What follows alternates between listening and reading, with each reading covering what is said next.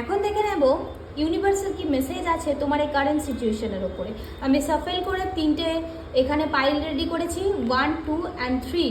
তোমরা যে কোনো তোমাদের যেই পাইলটা তোমাদের ইনটিউশনে আসছে বা যেই পাইলটা তোমাদের মনে হচ্ছে যে তোমাদের জন্য, সেই পাইলটা তোমরা চুজ করে নাও। এটা একটা জেনারেল কালেকটিভ টাইমলেস রিডিং, যখনই দেখো না কেন তখনই তোমাদের সাথে রেজোনেট করবে এবং যে কোনো রাশি এবং যে কোনো লগ্নের মানুষেরাই কিন্তু দেখতে পারো। যারা পার্সোনালি কথা বলতে চাইছো স্ক্রিনে দেওয়া নাম্বারে আমার সাথে যোগাযোগ করতে পারো।